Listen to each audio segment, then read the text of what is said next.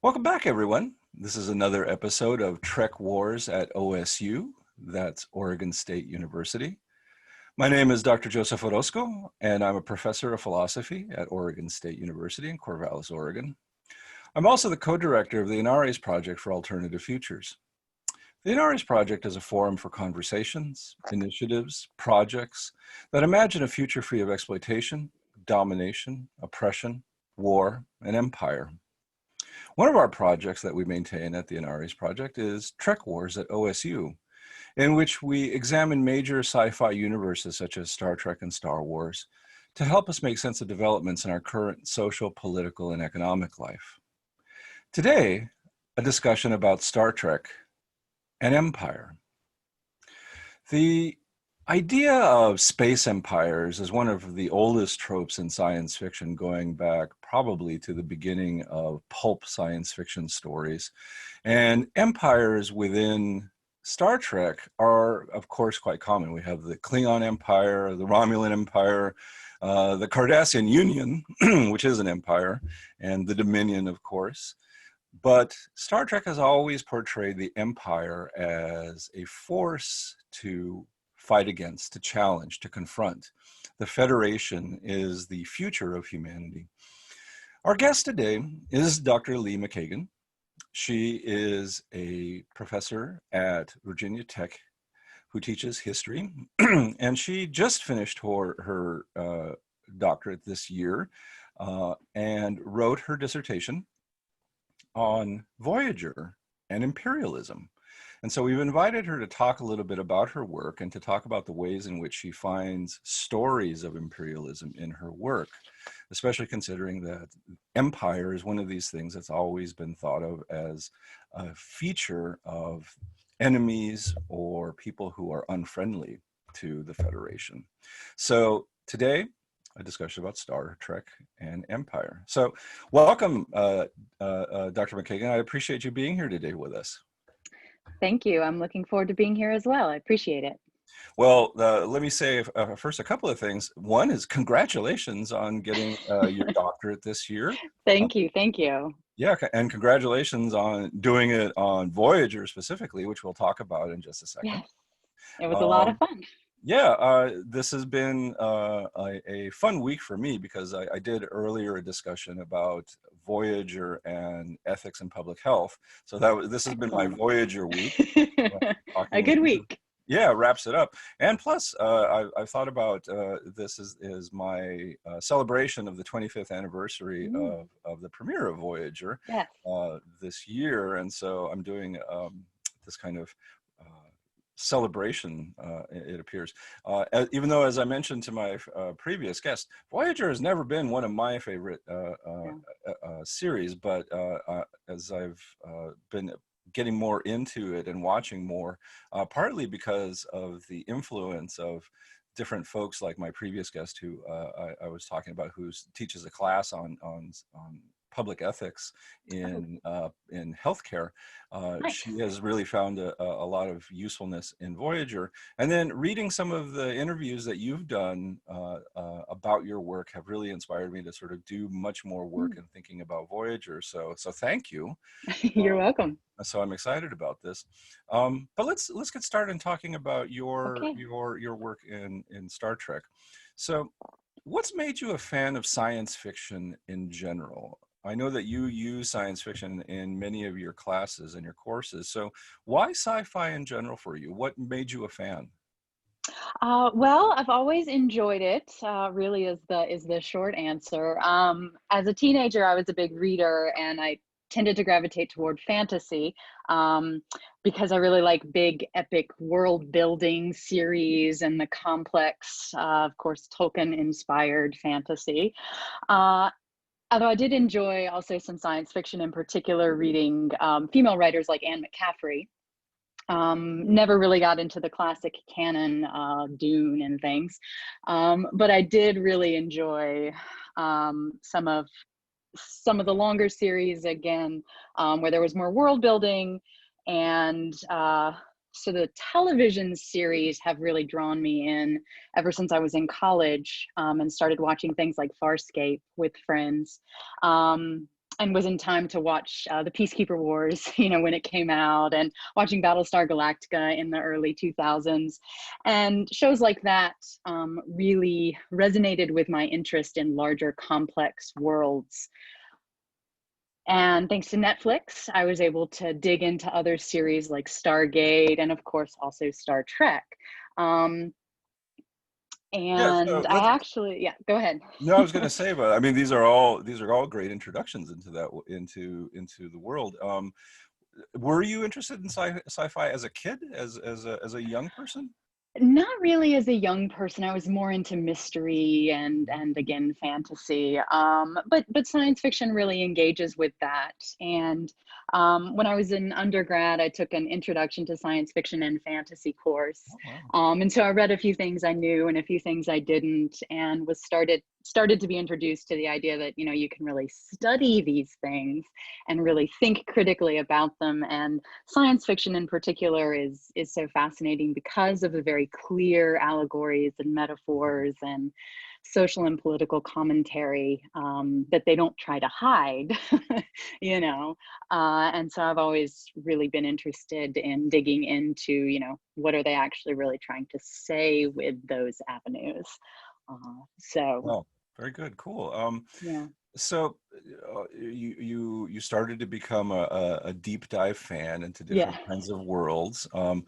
What made you become interested in Star Trek in particular, and your particular fascination with Voyager? Where did that Mhm. come from? I'm going to entirely blame my husband on that one. We decided early in my PhD, shortly, I think, about the time all of Star Trek became available on Netflix, that we were going to sit down and watch The Next Generation together, an episode at a time. And I was familiar with it. I had seen bits and pieces of the original series, and I knew who Picard was, and, the sort of basic pop culture knowledge at that point. But it wasn't until really about 2016 that I sat down and started watching, from start to finish, and really became fascinated with the world that had been created by Roddenberry and everyone else. And I was intrigued by the characters and their situation. And I was also at this point becoming increasingly interested in, I have a visitor. Um, my son just is trying to say hi. Hi, darling. Work from home life. So I continued, or this was rather at the beginning of my PhD work as well, when I was starting to read more and think more critically about the way we experience the world in cultural studies and post-colonial theory and other such things, in the grab bag that was my interdisciplinary PhD program. So I started to think more critically about what was really going on in this series, and so really kept watching it for those reasons as much as because I was a fan. So my interest in Star Trek, starting with TNG in this light, was really because I wanted to see and figure out what they were really doing. And then I watched Voyager independent by myself after wrapping up The Next Generation, as just sort of a continuation of it. And it really grabbed my attention for a number of reasons. I really like Janeway, which I think we're slated to talk about here shortly. And so I also just simply took notes to myself when I was watching Voyager on my laptop. So for practical reasons, it became a good case study for the dissertation from that perspective. And then yeah, so I guess also just sort of more broadly, I was very interested in, as I said, science fiction from the start here. I entered my interdisciplinary PhD program aspect with an intent to study American science fiction television from this era, to figure out and think through what these stories were telling us about ourselves, about America on the world stage and America at home. And things shifted a little bit, as they, I think, often do, Yeah. and ended up becoming more a study of empire and theories of empire that are still present in this series that's not really supposed to have anything to do with it. So you started, actually, this is interesting. So you started looking at Star Trek at the very beginning with a scholar's eye, Mhm. Yes. rather than being a fan and then becoming a scholar. You really started as looking for material to critically analyze, and Star Trek came onto onto your Yes. screen. Yes. And, you know, building on a long history of being very interested in the genre as a fan and a scholar. But yes, I've always been very interested in scholarly work on some kind of Star Trek. I actually used to tell my friends that I was going to write a dissertation on Battlestar Galactica, which is not quite what I ended up doing, but Well, that's the next book, right? yeah, We'll talk about your work. exactly, Yeah, we'll talk about exactly. well, let's talk a little bit about the work that you produced in Okay. this stage, talking about your interest in Star Trek. Your dissertation focuses primarily on Voyager and the Mhm. stories that it tells, the narrative structure that it has, and from what I understand, you are arguing that the sort of narrative structure of this series has a kind of mirroring effect of European tales of imperial exploration. Um, I wondered if you could talk a little bit about what that means exactly. What does it mean to say that there are tales of empire embedded into the structure and the way that Voyager unfolds the story of them trying to get back to the Alpha Quadrant? Great. Yeah, I'd be happy to. So, exploration is definitely a very significant part of my analysis, although more broadly, I'm seeking to examine numerous features of what I label imperial ideologies or ways of thinking and acting that are threaded throughout the series. I include in that idea and the attitudes of American exceptionalism, which has very distinct imperial focus and connections. Exploration, that was, of course, a key part of the adventure narrative that Voyager is modeled on, dating back. Some authors like Martin Green label Robinson Crusoe by Daniel Defoe as the first great adventure novel, although others, Rebecca Weaver Hightower, tracks us all the way back to The Tempest and other things, as this sort of origin of adventure and empire in particularly British narratives, which of course has a large influence on American narratives, and the manifest destiny that evolves throughout American periods of settler colonialism. I also explore the emphasis on linear progress.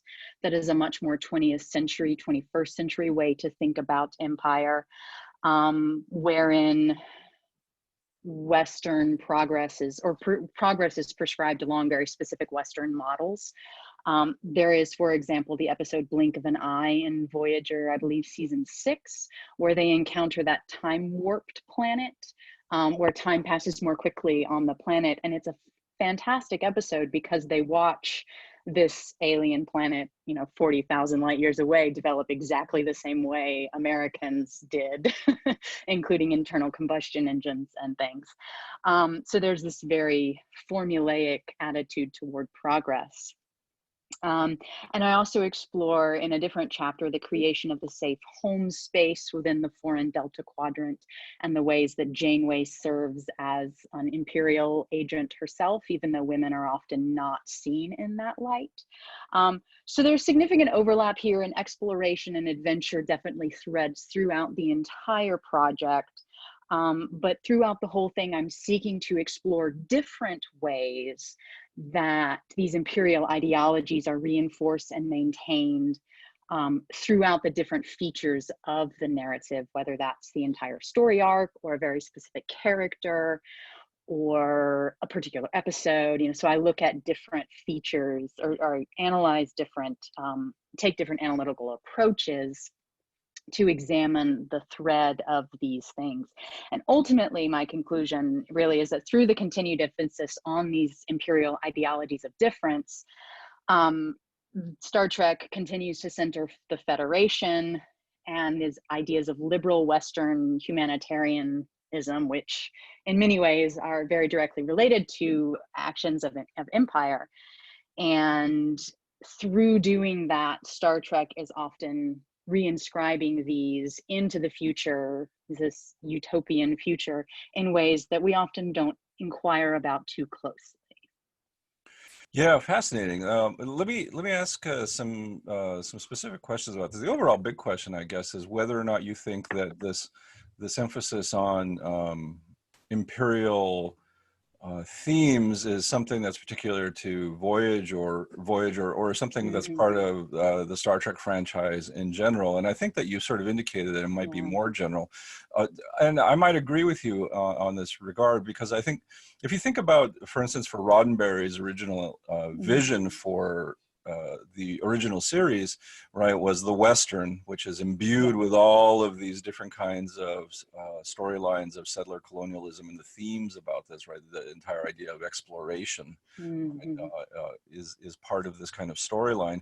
But I know that some people have written about this. In particular, you were mentioning the question about linear progress, and that episode of Voyager is one of my favorites. Actually, I think it's a I very like it. yeah, it's a piece of good science fiction. But you're right, it does have this kind of notion of a singular way in which cultures can develop, right? So this was a big part Hmm. of developmental studies in the 1970s and 80s, right? About thinking about Yeah. how to promote developmental progress, for instance, in Asia, Latin America, and Africa. Exactly. Yeah. I And draw on so, a lot of that literature. And there's another one of my favorite episodes that I've actually have used in a classroom setting is from TNG, Who Watches the Watchers. oh yeah, And this one does a very similar prescription of how these Mintakans are going to develop along the same lines, in this case, as the Vulcans that they resemble, through scientific discovery and eschewing superstition, myth and superstition, and that sort of thing. So yeah, yeah.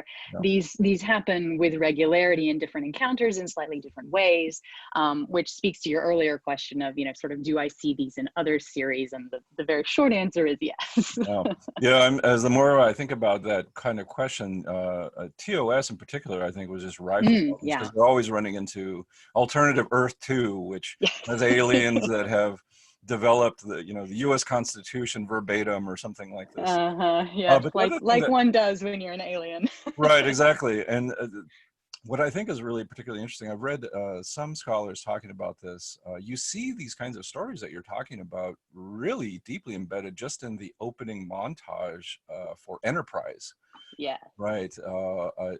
Enterprise, the montage there sort of encompasses the themes that you're talking about, right? The idea of exploration and linear progress, Hmm. because there you have this story, right, of getting from here to Yeah. there.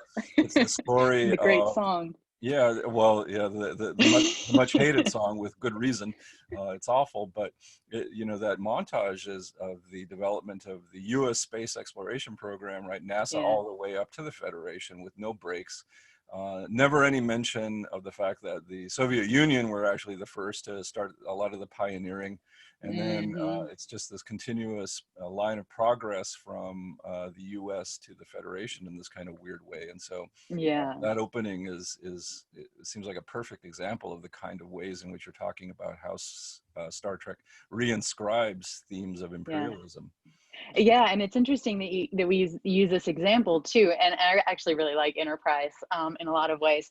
But it starts with the ship, right? The sailing vessel, Hmm. which is of course the prime agent of empire for centuries, and the British Navy, and of course they're not the only ones, but this sort of, I mean, Columbus was sailing on a sailing vessel, right? So we've got this image where they choose to start and of course end with the exploration of the beginnings of the Federation, which is what that series is, sort of is all about, for good or ill. Right. But yeah, so that's a really fantastic example. I hadn't actually thought of it that way. But just looking at that sort of straightforward linear progression, there is no deviation, there is no explanation that other people were involved, Mhm. and that there was America wasn't always the one winning, and that the spaceships didn't always win, that sort of thing. So Yeah. yeah.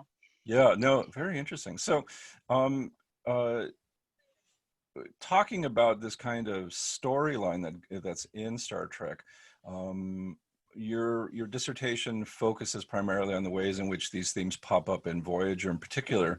But does Voyager ever offer an alternative to the imperial narrative in this kind of way? Because Star Trek often, as we've talked about here, right, the image of the Federation is often the an image not of empire, but of some kind of liberal, internationalistic, humanistic confederation of self-governing communities who have come together to try to work for mutual benefit and cooperation. Some of the best, I think, Star Trek episodes are ones in which, and you find some of this in TNG, but definitely moving into Deep Space Nine, where the question is whether or not the Federation verges on empire itself, right? And you start to see this kind of worry that the Federation may not actually be the good guys, a little bit toyed with, I think, in some of the best episodes of TNG, but I think that this is a big question that comes up in DS9. And then, you know, the sort of the latest versions of Star Trek, I'm thinking of Discovery in particular, and Picard, these kinds of questions about, like, to what extent can empire infiltrate the way in which the Federation and Starfleet in particular work. And so the worry about empire is a really big one in Star Trek. And so the question is, that I would ask is, did you find in your work in looking at Voyager any ways in which it tries to disassociate itself with the narrative structure of empire, or is it just so infused that it's always reinscribing these ideas of empire? Yeah, there are definitely moments where they do something a little bit different. And I was very interested in zeroing in on these. And my final dissertation chapter turns to these, which incidentally made it a lot harder to write than I expected, since I had just spent 5 chapters talking about everything that was wrong. So I learned a bit about writing from that particular experience. But I think it's incredibly important to make note of when and where Voyager offers hints of exceptions and something that works a little bit differently. For me, it was less of whether the narratives deviate from empire and more the way that there were some episodes that explored other non-imperial ways of engaging with other life forms. So I utilized a few frameworks to do this. One of them was Ursula Le Guin's carrier bag theory of fiction, which I love, as a starting point for building non-imperial stories. And she argues that you need to start, for starters, from a position of being lost, which Voyager certainly does. I think they deviate from that fairly quickly with Janeway's continued emphasis on Federation values and following Federation practices and getting home and separating herself from everyone else. But there are some interesting moments where this is sort of shifted. One of my favorite episodes is Course Oblivion, which is the second one with those aliens from the demon planet, right? Where rather they're not aliens, they're some sort of non-human life form that never really gets defined. But in the Oblivion episode, they actually fail and the ship blows up. And so audiences actually see on screen a version of Voyager that is utterly destroyed with no one saved. And although there are elements of that episode, such as the clone characters being infused with this desire to return home, that's this very human desire, there are still some moments in that episode where it shows us what probably would have happened to Voyager if they weren't members of the Federation, right? Because that superiority is sort of what enables Voyager to survive endless encounters with the Borg and everybody else. There are also a few other episodes that engage with another concept, Speakers for the Dead, which eco-theorist Donna Haraway plays with a good bit in one of her more recent books. And episodes like Remember and Memorial play with this thread on the importance of a species memory that goes beyond the individual.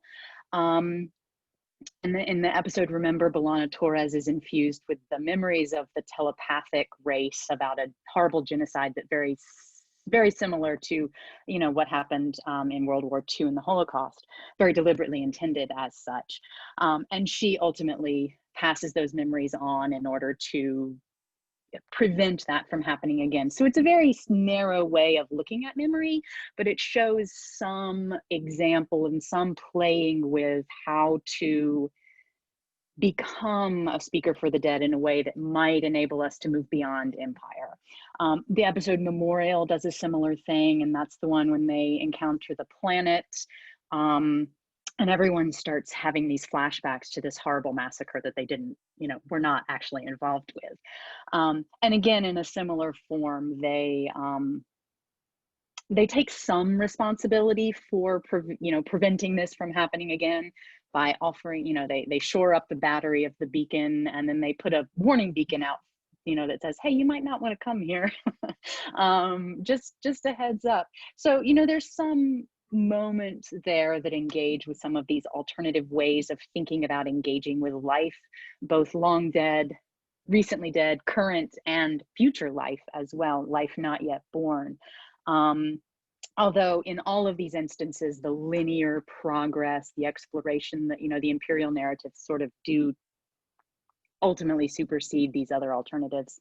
My favorite example of this is TNG's Inner Light, which is a very well-known episode for good reason, in which Picard lives these experiences where he is unable to save the planet, and the planet is ultimately destroyed, and he has to then presumably live with that experience and those memories, although it's not really, I think he plays the flute one additional time in, Lessons or whatever that episode is with the archaeologist.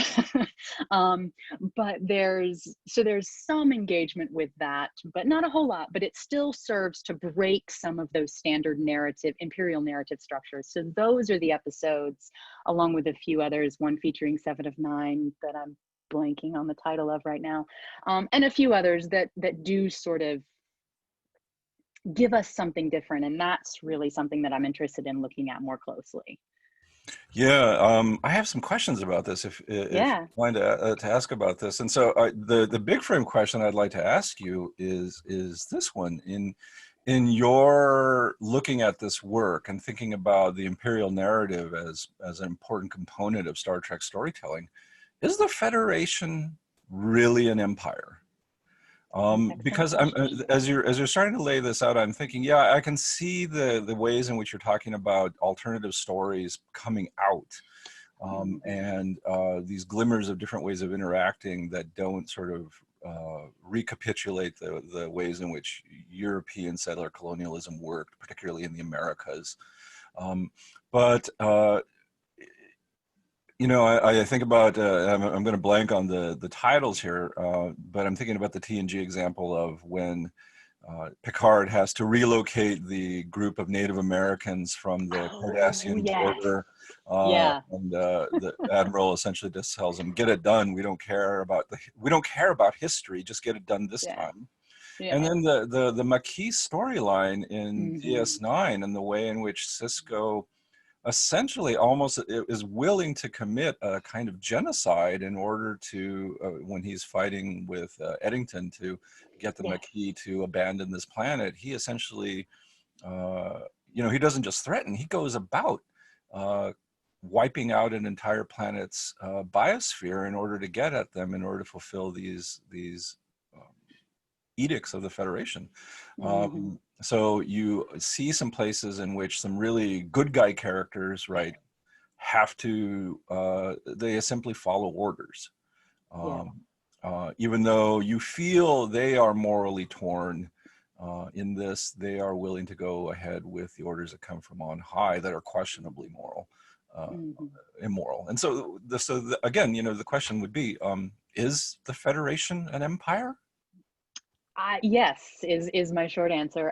More broadly, they are not an empire in the way we historically read empire. They are not the British Empire of the 16th, 17th, and 18th and 19th centuries, because they are not going out and, maybe with a couple of exceptions, violently conquering other people and literally claiming territory, and in the manner of the American experiment, of course, deliberately enacting genocidal policies to remove native populations. The same happened, of course, in Australia on the part of the British Empire. Right. So they're not the French in Algeria by any stretch of the imagination, right? But it's important to read into that history in the way that those empires were justifying their actions, because the Federation continues to justify in many similar ways without necessarily the overt violence. Although there's certainly a violence against other populations in other ways. And I like how you mentioned that Eddington example in with Cisco and Deep Space Nine, because he actually confronts Cisco, of course, in that episode sequence and says, "You're no better than the Borg, Mm-hmm. right? You're assimilating in just in a different way." And that is exactly what the Federation does. They do it by being your friend most of the time instead of by being your enemy, right? But they are still very deliberate in enforcing their own ways and their own path. Mm-hmm. We see this in Picard as well, when they've chosen not to save the Romulans, right, for Right. their own reasons.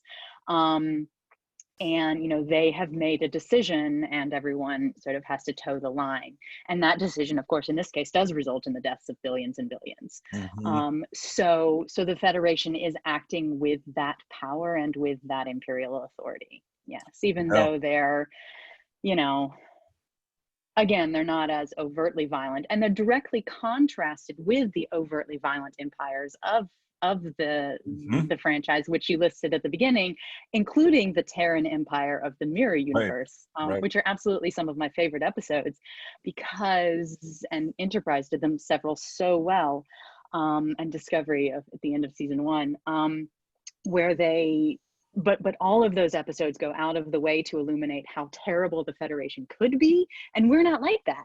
So Mm-hmm. so we're not an empire, but again, all of those moves serve to distort, deflect, obscure, hide the true nature, I think, of the Federation's approach to others. Yeah, I could go down a whole sort of wormhole about this, thinking about these kinds of things. I mean, I think what's interesting about this is that when you think about the mirror universe, right? It's meant to sort of highlight. I think, as you put, it's a deflection about how the Federation is a much nicer place to be, Mm-hmm. but you have to sort of distinguish that on a level of power and a level of cruelty, because the Terran Yeah, Empire is a crueler place, of course. but in terms of power, the Federation exerts power over its territory in basically the same ways as the Terran Empire does, except they're just not as mean to each other in the ranks. But when we talk about power, that's not clear that they're very, very different. Particularly in the ways in which you're thinking and talking about it, makes me think that the model of empire for the Federation is, of course, the American sort of experience of imperialism, which is a different kind of experience in some ways. But even still today, right, there are some theorists of empire that talk about U.S. Uh, pointillistic imperialism, right? Is that we exercise power not by controlling actual colonies, but by having bases, right, as we do in over close to 800 different locations around the world. Makes me think now about all these deep space installations and all the star bases, right? What are they not other than military installations in some way for controlling the Federation territory in the way that the United States has dominion over the world? Yeah, and that's really one of the interesting things to me about Voyager is Janeway's left without that support, and so she has to put herself constantly in the position of being that point, and so she actually goes, so she's certainly facing a challenge that none of our other captains have even come close to facing. Even Kirk, I think, in a lot of ways, he still had that Federation there, even if it wasn't right there. And she really is put in a position of creating that position of power within her own ship and through her own crew. But they do manage to do that, and they are ultimately, successful in creating a Federation presence in the Delta Quadrant, and of course, getting home, which is their other goal. So yeah. Yeah, I think of I've often thought that Voyager really is like the Star Trek version of The Walking Dead. And what I mean by that is this, is that it's a story, because the Walking Dead and these kinds of zombie stories are usually stories about whether or not we will hold on to vestiges of our humanity in the midst of crises and collapse around us. And so Voyager always seemed to me as this kind of raising this kind of question of what will hold on to, or what will keep our humanity in the face of isolation, collapse, catastrophe. And the answer there, right, as you point out, is Janeway is able to cobble together and breed together all of these different kinds of human conflicts under the umbrella of Starfleet values to get them through the Delta Quadrant.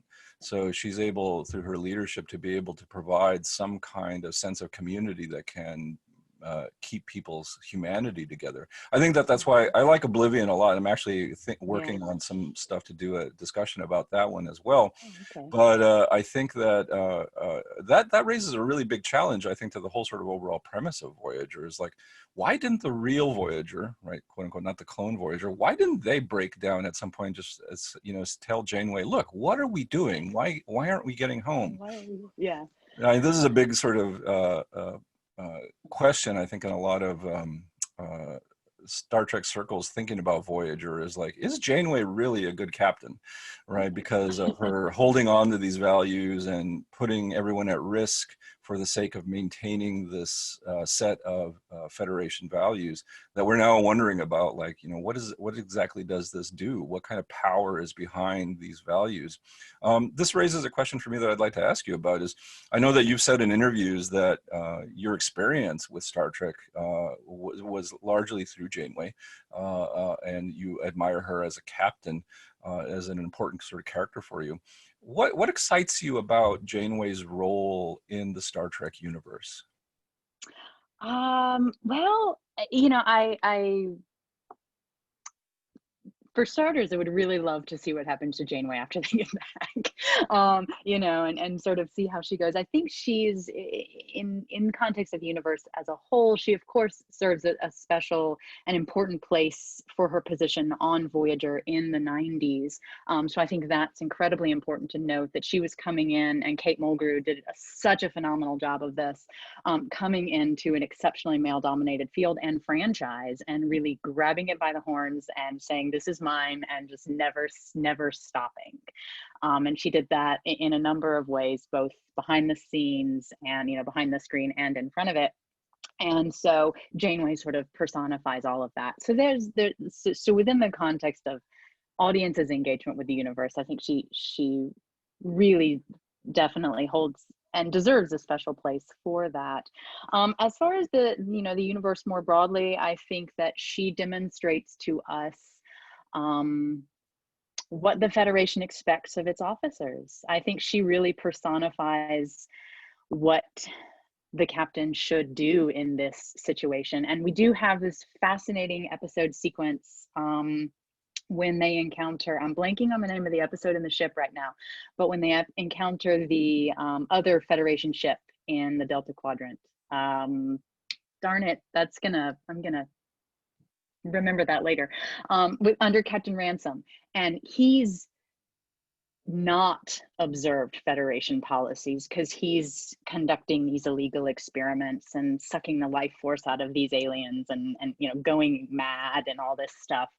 And Janeway says, you know, what are you doing? She's challenged in that episode sequence as well, and she comes very close to the line a few times, but she always backs off, and she remembers, you know, we're human. We need to be doing this differently because that's what we are. And I think that she serves to really demonstrate that. It's interesting, especially since we were just talking about the mirror universe. The Voyager doesn't have a mirror universe sequence, which always stood out to me as interesting. But they do give us that episode, right? That sequence where Janeway is forced to encounter the real horror of what a Federation officer can become. And she's sort of really tested in ways that I don't think any of our other captains have been, and sort of forces to pull back. So I think within the context of the larger universe, she serves as the example, at least, of the epitome, right, of these sort of Federation values. And she's also, you know, breaks the Prime Directive right and left and does all these other significantly more questionable things. But I think that is also not unexpected given the kind of empire that the Federation really is. So I think she brings a lot of that to the forefront. Yeah, and I And mean, yeah, yeah, go ahead. I was going to say she's conscious of when she has to break the Prime Directive, and there's one line, I can't remember which episode it's in, where she talks about the past, and she talks about the captains of the past, and speaking about how they were sort of like cowboys in the Wild West, right? Again, as you know, they were breaking the Prime Directive right and left, and it was a different kind of time. It's a And so different she's time. aware of a different kind of ethos about following the Prime Directive in all these kinds of ways. And so she's definitely much more conscious, I think, about when she has to do that, why she has to do that. And so she is particularly, I think, more devoted to these Starfleet values than perhaps any of the ones that we've seen. I like that sort of take on her in this kind of sense. My vote for the most unethical Starfleet captain is Archer. This is, of course, they didn't have the Prime Directive, so I guess he couldn't violate that. But just basic sort of moral decency, he's a moral monster. And so to have him as be one of the very first Federation presidents has always really rubbed me kind of raw in a way. I mean, other sort of analysts have often talked about how Enterprise is perhaps the most imperialistic of the series, which would be something that we could talk about at some point too, I think. But this, your discussion about Janeway makes me wonder. She opened up, I think, a lot of room in the series for thinking about important female officers and female captains. Particularly my new favorite captain, Captain Giorgio. I love this character. So this makes me think about now, in your view, some of the more recent interpretations of Star Trek, Discovery, Picard, now Lower Decks. Do you find that these series have any kinds of ways of storytelling that are alternative to the kind of imperial story that's told in older Trek back before the 2000s? Or do you find that this is being repeated in these newer versions, the Kurtzman Star Trek? Yeah, well, I haven't seen the second season of Discovery or Lower Decks, so I can only speak about the first season of Discovery and Picard, which I've watched significantly more recently. But I really liked them, for starters, although they were certainly a little different in some ways, although not bad.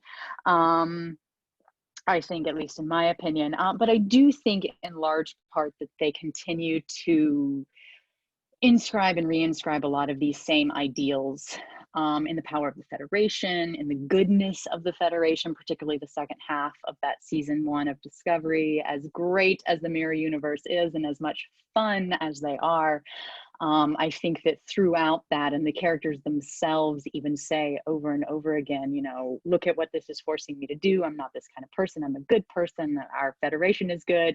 You know, so there's this sort of fairly overt contrast there in ways that continue to sort of underwrite the Federation's imperialism in the war against the Klingons, and in Picard with their decision for the Romulans.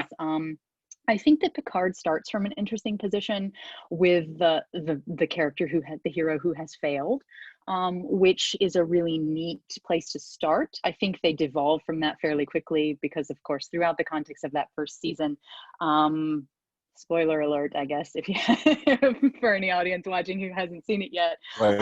since it's new enough.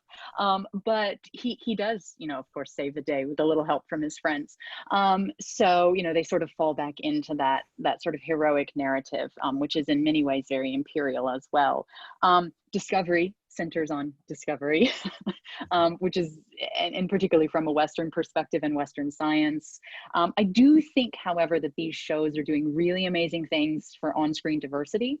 And I think their plans to do that continue. And I am very much a fan of that, and I think it's incredible. I think it would be more successful, particularly when we have these amazing female lead characters and these characters of color and other sexual orientations and other things. If the stories themselves weren't continuing to really inscribe a lot of these same features, I think that those moments might even be more powerful. But nonetheless, there is definitely something to be said and applauded for taking the step and putting those characters and those relationships on the screen. That is important. Yeah, no, I like that sort of take. I wonder whether you might say something just very briefly. You said bits and pieces about this in our conversation so far about alternatives to the imperial structure. Are there places that we might look to in science fiction to find examples of ways that Star Trek could go that would not tell over and over and over again this story? You mentioned Ursula Le Guin, who of course is the inspiration for the project that we do here at Oregon State, the Anarres Project, alternative ways of envisioning how we might be in the future. Are there alternatives that we can find to linear progress, the hero narrative? Who would we look to for those kinds of stories? Yeah, I think that very broadly genres and ways of thinking proposed in genres like Afrofuturism and the various indigenous futurisms that are gaining significant popularity, at least perhaps outside of mainstream American science fiction, are certainly really are prime places that we should be engaging and we should be looking. People like Octavia Butler, you know, and other, honestly, primarily female American writers are really digging into the way science fiction can be told in different ways. Those narratives, of course, not without their own challenges, particularly the challenge of imperialism, as imperialism and colonialism pervades all of those narratives, which is something like the recent Marvel Black Panther movie had to tangle with, you know, in some respects, very much a celebration of a variety of African heritages, but on the other hand, a white guy still needed to save the day. So there's, you know, all of these vestiges are really hard to disentangle in any avenue. But I haven't done as much reading on those as I want to, especially since it was sort of just kind of the end note of the dissertation project Right. and the research Sure. project. Sure. But that is very much where I want my research to go, because I'm very interested in exploring how can we do something differently? How could Star Trek do it differently? Can Star Trek do it differently with the way that you know, with these formulas that they sort of depend on? On the other hand, I think if anyone could bring it to mainstream television, it would be a genre that has the political capital like Star Trek. You know, again, I use the Black Panther example, but Marvel was able to do some of what they did with that movie because of the capital of Disney, you know, which is definitely not without critique of capitalism. And, you know, that's a whole nother dissertation right there. But it's, you know, these shows with the fans that will come to them and with the capital to get on the air, I think do have the potential to potentially engage with these stories, as repetitive as that sentence was, if they can, you know, sort of, I think, break free of these imperial modes. So yeah, I'm really interested in looking particularly at indigenous futurisms, I think, and sort of, because the idea is not necessarily to just go backwards and say out with the old, you know, out with the new, in with the old, right, and backtrack, because we can't avoid everything that's happened. But are there ways to tell stories that infuse, you know, the ways of living that we're sort of used to, with stories and with approaches that would value all life instead of just human life, and other such, you know, sort of questions? So yeah, that's really probably not a very detailed or specific answer, but that's really where I want things to go, because I think that's the power of that science fiction has the power to bring those to the fore if we can sort of get those narratives out there. Yeah, I think there's a lot to unpack there, and I like your mentioning of these Afrofuturist and indigenous futurist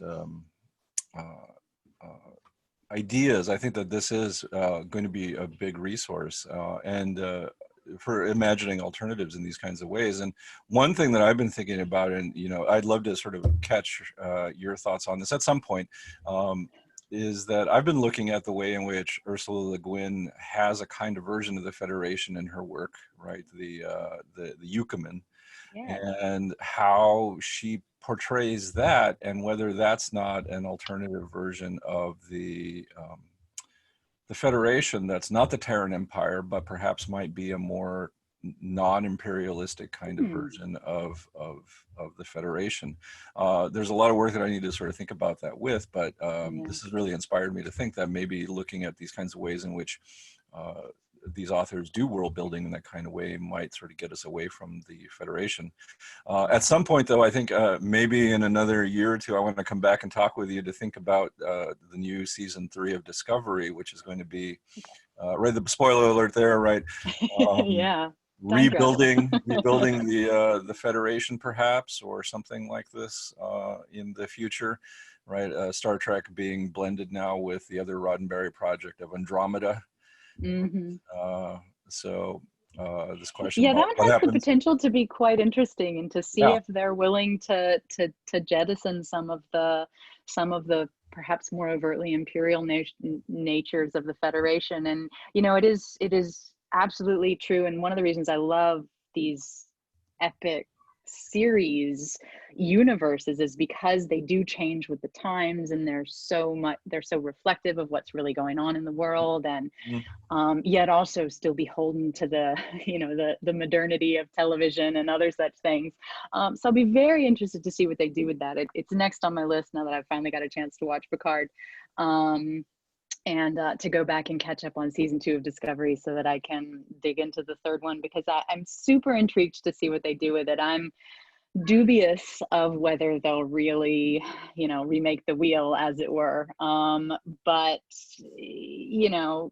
even if there are only moments and slivers, those are the places where we can really interrogate and say, okay, but what more could be done with this? Right. And so I think that those small moments are exceptionally important to highlight, even if the whole is perhaps, as I sort of see it, most of what my dissertation did was to sort of identify the problems with American science fiction, but that there are still moments that do something different that are really worth digging into, to see how we could better visualize the future. Yeah, I think we have an appointment to set for after season 3 of Discovery comes along to sort Sounds of good. talk about this. Yeah. So I want to honor your time and start wrapping this up a little bit, but wanted to ask you, do you plan to continue exploring cultural and political themes in Star Trek as part of your research? You've put the dissertation in the can. You're now teaching and working. Is this going to be an ongoing research project for you? I think so, at least as part of my ongoing research.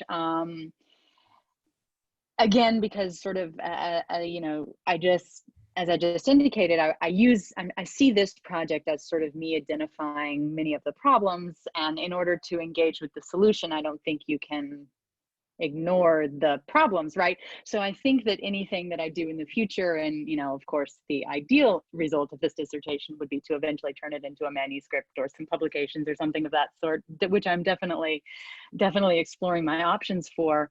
But to sort of the sequel, if you will, where my research is going to go is to build from this position. And I do think that Star Trek has some very significant potential to be a continuing case study for me, at least in part, maybe in connection with some other things, and perhaps something very different or non-American science fiction. I would actually really like to get into looking at what the rest of the world has to offer, and just sort of see what's out there, which I'll admit I currently know very little about, which is something that I really want to work on. So yes, the Star Trek is sort of a central part of the beginning of my scholarship, and I want it to be a continued thread in some capacity. Although I think that as I move further down an exploration of these alternatives and what we could look like, Star Trek might be more of a talking point of, here's what the show could look like if it had this kind of framework, and then spending more time on that. But you know, it's not going to go away. I sort of became a Trekkie by training, and that's certainly not going to go away. So. Are there other science fiction? You mentioned before Battlestar Galactica, so I just wonder briefly, are there other franchises that you are looking at that you want to explore more carefully with a scholar's eye? At this point in time, I don't really know. I guess it sort of, if the opportunity arises, I actually do have a couple of publications with regard to imperial narratives in Battlestar Galactica. One is still forthcoming with the Canadian Journal of American Science Fiction, or Canadian Association of American Science Fiction, or whatever it's called, journal of that. But so you know, so I'm very still continue to be intrigued by Battlestar, and you know, I have not had a chance to watch anything but Star Trek since like 2016. so, so I am incredibly behind the times as far as what's current in science fiction. Um, and as far as, again, returning to 90s era sci-fi, you know, those are all very fun, but I think at this point I've invested enough time and research into Star Trek that I'll probably you know, just sort of take what I know at this point, at least in some regard. But if, you know, there's something else out there that resonates, you know, and that resonates with me, I might definitely pursue it, but at the moment don't really know. Yeah, no, there's a lot to work with, so that makes a lot of sense. Mhm. Um, Dr. Leigh McKagan, I want to say thank you for all the time that you've spent with us talking about your work, and a really fun conversation thinking about the ways in which Star Trek might improve in its storytelling to give us different kinds of alternative views of the future. So let me just say thank you very much for being here with us. Thank you. This has been so much fun. I've really enjoyed a chance to talk to somebody else about all this. Yeah, no, And yeah, this is, let me just say that, like I said, I want to follow up with you on a lot of different kinds of points about this. So I hope that this can be yeah, I would love continued. that. Yeah, it's and this is, you know, definitely it's been very fun, and I appreciate the opportunity, and would definitely love to chat with you further as new series come out and new questions are asked. Wonderful. Well, and thank you all for joining us today. Let us know what you think about the way in which Star Trek deals with themes of empire. You can leave us a comment down below, or you can find us on social media. We are the Anarres Project on Twitter, Instagram, and Facebook, or you can find us at our website, which is anarresproject.org.